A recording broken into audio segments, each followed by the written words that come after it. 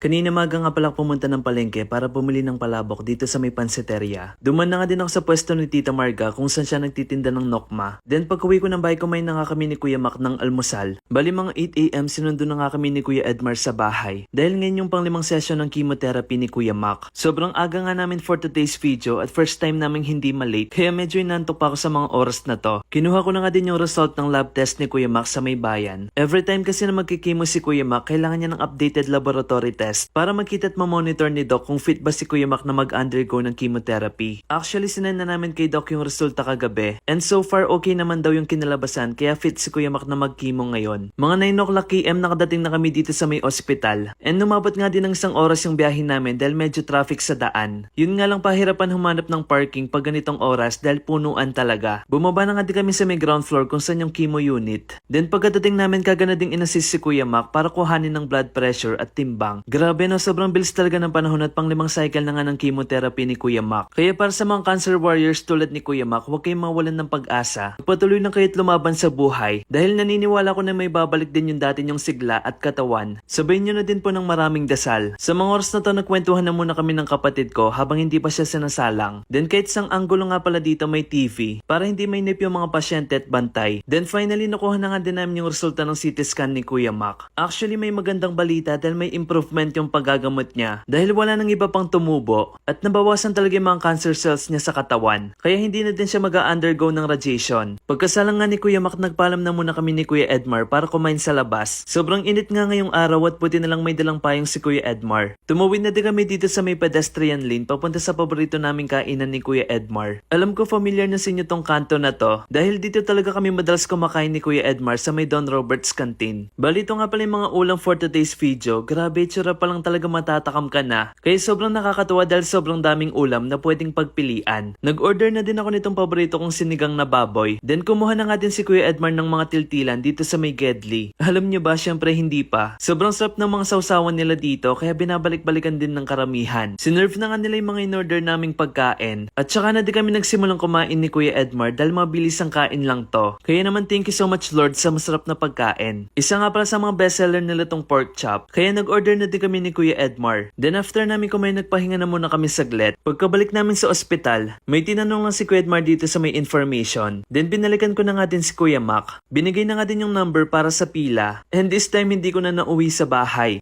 Habang wala pa si Doc, bumili na muna ako ng mga kutkutin dito sa may 7-Eleven na pwede naming makain. Then si Kuya Edmar naman kumuha na lang siya ng brewed coffee. And shoutout nga pala sa mga staff ng 7-Eleven dito sa may AUF Medical Center. Napakamasihan nila at napaka-accommodating sa mga customers. Kaya keep up the good work.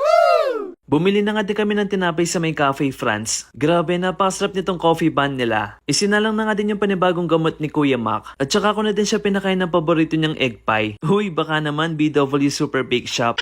After that, finlash na din yung gamot ni Kuya Mac. Then nagpahinga na muna kami saglit habang nanonood ng Especially For You. Pagkatapos magpahinga ni Kuya Mac, naglakad na din kami papunta sa may parking area. And thank you so much Lord, nakaraos na naman ngayong araw. At yun naman ang update for today's video and see you on our next one.